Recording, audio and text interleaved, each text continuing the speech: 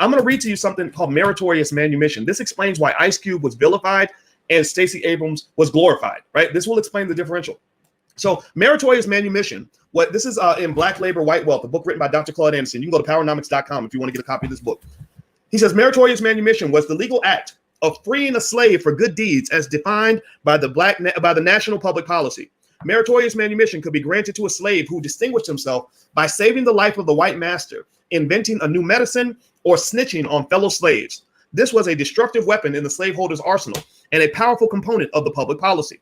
The importance that whites placed on black informants is emphatically demonstrated by a rare monument that the town of Harper's Ferry erected to honor Hayward Shepherd, a black man who was killed by the totally committed abolitionist John Brown and his raiding party shortly before the beginning of the Civil War. Hayward Shepherd was shot dead by John Brown's party when he recognized John Brown and attempted to warn the town that they were there to free the slaves. In grateful recognition for placing the economic interests of the slaveholder above the freedom of his own people, the town erected the only monument honoring a black man who could appropriately be described as a Sambo. Since the Black Civil Rights Movement of the late 1960s, the statue has been stored inside the city's Mayer Museum and covered with a wooden box. So this statue was up until the 1960s. Now, let's just play this out. Think about this.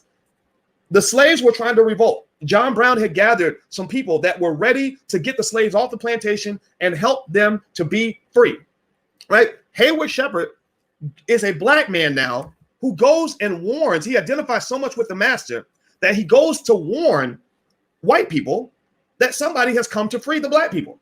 Now you would say, well, why would you as a black man fight against that? It doesn't make any sense. That's a special kind of brainwashing that you have to receive in order to think that that makes any sense. So simultaneously, go up 200 years later, you have Ice Cube, a black man who's trying to liberate and support black people. And he's challenging the fact that black people, without any doubt, have received almost no benefits from consistently voting. So Ice Cube steps up and says, I want to liberate black people from this perpetual hell, this purgatory we've been in for 60 years by demanding something in exchange for our vote. So the people that come and attack Ice Cube first are not the white people, it's the black people. And you're like, why don't you have more important things to do than attacking a black man who has something that he wants to do for black people? Like, don't you have something? Like, couldn't you be, okay, even if you're attacking, Donald Trump, go do that. Or you want to go attack white supremacy, go do that. Or you want to go get mad about the people that have the liquor stores in the black neighborhoods and are taking money out of the community, go do that. Go after the people that have all the hair and nail shops that are taking billions out of the black, go do that. Like, you ain't got nothing better to do with your time as a black person than to go and fight a black person who's trying to help black people. You's a sick son of a bitch. Something is wrong with you. Something is mentally wrong with you where you literally will make it your top priority. Like you got 50 things you could be doing. You're like, okay, go get an Ice Cube as the top of the list. That's the first. That's got to be number one, boss. I got to go do that first.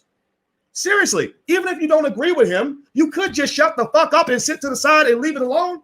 But no, you're not sitting to the side. You're literally going above and beyond to fight him.